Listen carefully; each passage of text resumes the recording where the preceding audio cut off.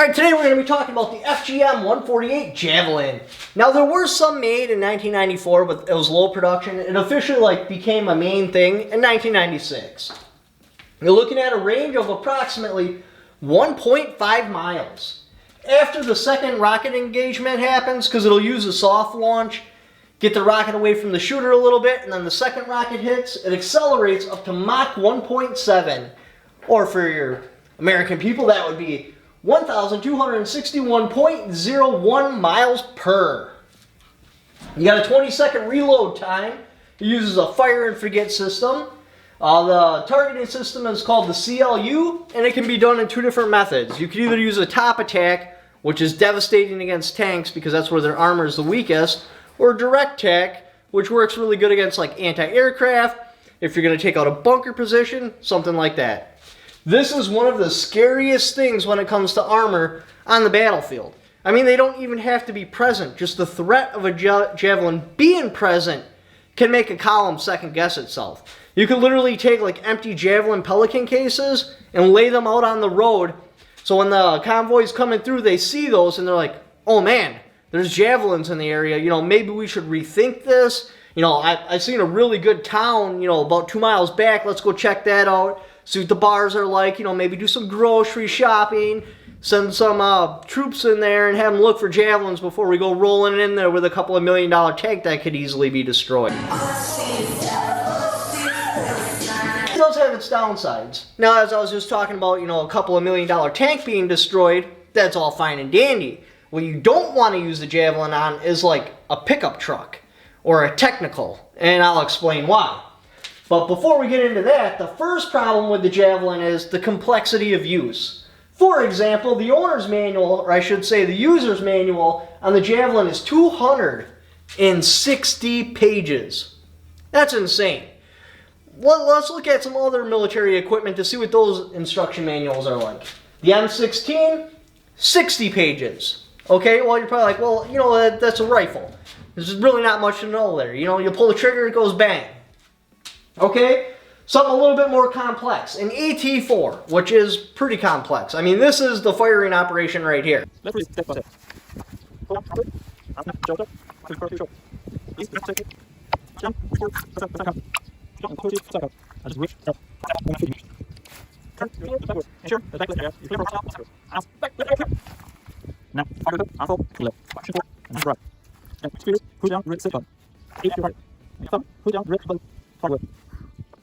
The AT-4, in all its complicated glory, is only 224 pages for the instruction manual. The RPG-7, 43 pages. Can you see where we're going with this here?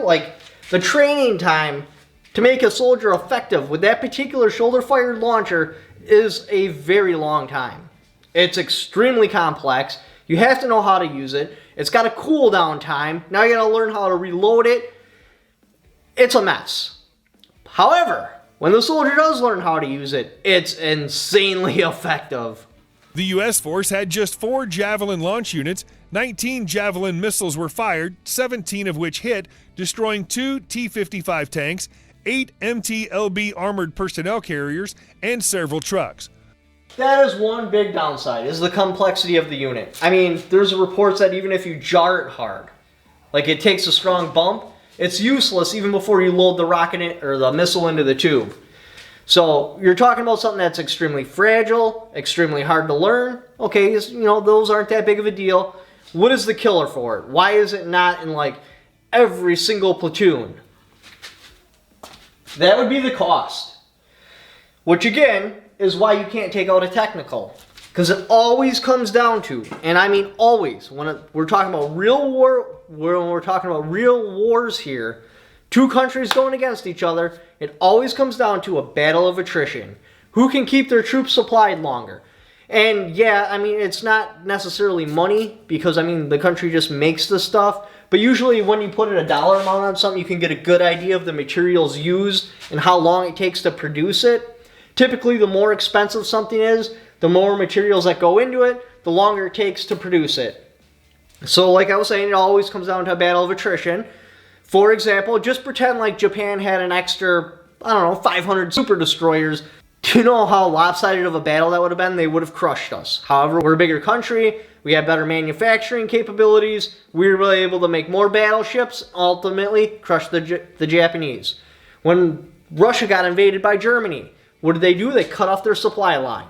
Once they cut off their supply line, then it's only a matter of time. Eventually they start running out of ammo, running out of food.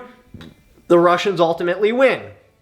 If your gun's sitting there without ammo, it's a paperweight. If your javelin is sitting there without a missile, it's a paperweight.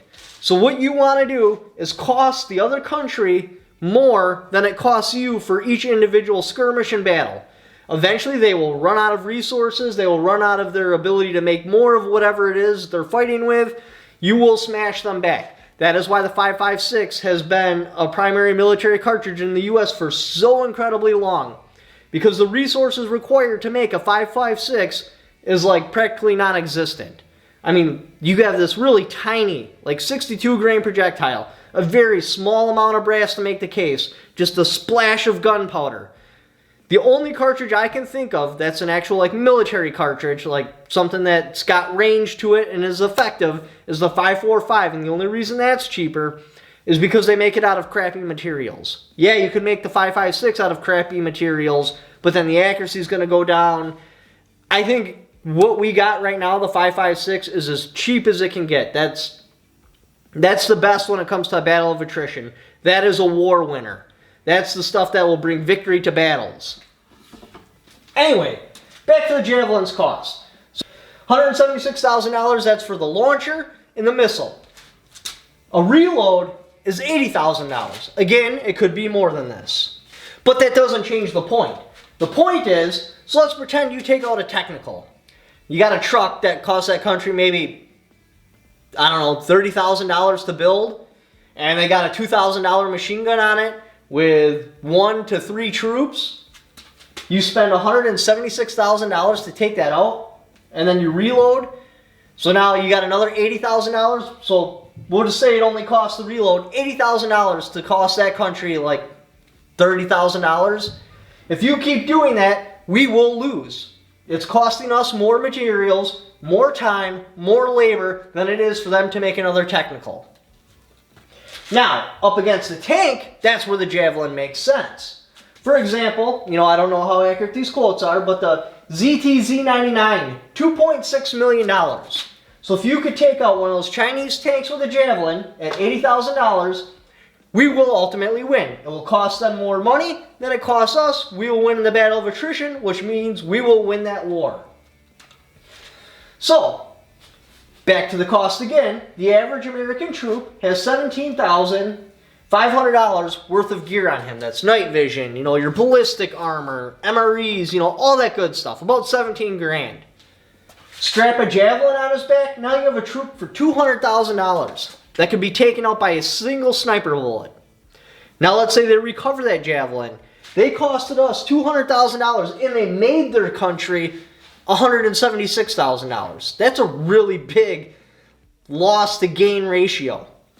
That's why you don't see a lot of these on the battlefield, because they're insanely expensive. And you can only use them on expensive targets like battle tanks, Apache well, it wouldn't be Apache helicopters because that's ours, but Russian helicopters, Chinese jets. Like, it has to be high value targets, otherwise it makes no sense to shoot that at whatsoever. Going against an average, just infantry person, let's pretend it's a Chinese soldier or a Russian soldier, whatever country you want. Likely the most expensive thing they're going to have is their rifle. And it probably costs them about $500 to make that rifle. So, you take out a single troop with a Javelin, that's $80,000. That costed them maybe we'll say $500 to $2,500. That's insane. You take out an RPG thing, there's a guy in there, a building with an RPG, and use a Javelin to take that out, you costed them a couple of $1,000. You costed us $80,000. We would ultimately lose that war because we're spending more than it's costing them. Again, back to the 5.56 thing. There's quotes all over the internet, but it typically costs between 50,000 and 300,000 rounds to take out one enemy combatant. I mean, that's not the rule of thumb, but that's just where the quotes were. Typically costs us like, what, a quarter a round for 5.56, 25 cents, probably even cheaper if the military's doing it on mass production. So you're looking between $12,000 and $75,000 to take out a single troop. Now that's average cost. That's still at the maximum that it would cost to take them out with small arms projectiles. That's still $5,000 cheaper than sending in a Javelin. And that's, again, why you're not going to see a lot of them on the battlefield. Just because the cost is so insanely high. If you started pumping them out on the battlefield, we would lose in the battle of attrition. Again, that's why we keep the 5.56. That's why we use cheap, small arms. You get expensive, you lose wars that way. You don't want to be expensive. You want to be something that's mass producible. How quickly can you make it? How much space can you pack this item into? Anyway, that's pretty much the ups and downs of the FGM 148 Javelin. Very awesome. Very great deterrent against tanks. However, because of the downsides, you're just not going to see a lot of them. Anyway, thank you for watching. If you'd like to help support the channel, I got my affiliate links in the description down below. I also got my Patreon. Thank you for watching. Don't forget to subscribe.